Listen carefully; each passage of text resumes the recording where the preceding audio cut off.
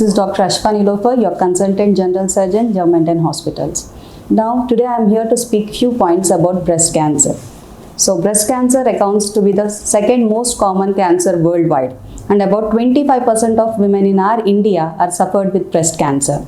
So, breast cancer usually presents with different signs which when detected early can help in early treatment, preventing the devastating complications. So most common symptoms which you can elicit on yourself are presence of any mass in your breast or presence of any discharge from your nipple or any skin changes around the breast.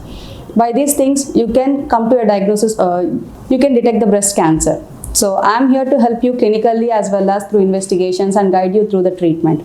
We here in Germanten Hospital are conducting a breast awareness camp from 10th March to 22nd March from 12 p.m. to 2 p.m.